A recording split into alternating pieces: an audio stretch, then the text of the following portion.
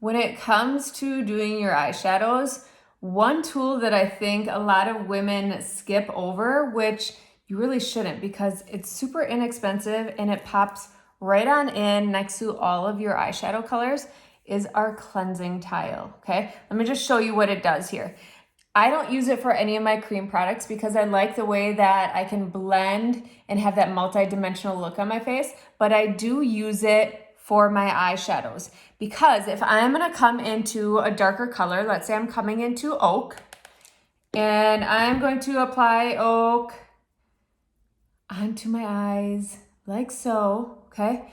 Now I have this excess product on my brush, and if I wanna come into a lighter color, I'm gonna pull too much dark oak into that brighter color. So what I do is I come into my cleansing tile and I just swirl my brush around right into my cleansing tile, and it starts to take away that darker eyeshadow pigment. So now if I come into something, let's say drift, I can dip on into it and I'm not pulling any of that oak with me, okay?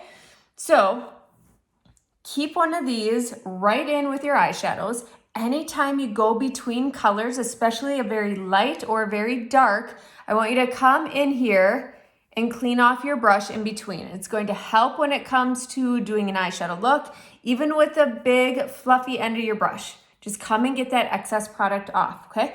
Now these can last anywhere, I would say about 6 to 8 months. Same as our perfecting sponge, because a bacteria that can just start to build up. But in between hand, what you can do is take a little bit of your Saint brush cleaner, spritz a little bit right into your cleansing tile, okay? And I'm gonna grab my microfiber cloth here, and all you're going to do is kind of blot any of that eyeshadow color out. So you can do this once a week if you want when you are cleaning your brushes, or maybe every other week, but you just spritz a little bit of that brush cleaner, and then we're just going to take that microfiber cloth and pull up any of that excess.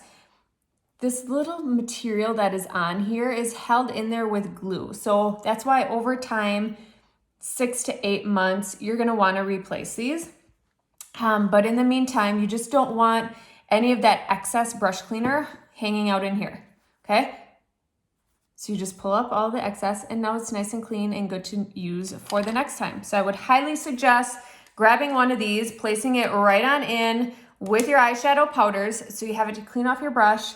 You can keep it clean as you clean your brushes, and then just replace about every 6 to 8 months at the same time when you're replacing your perfector sponge. How easy is that?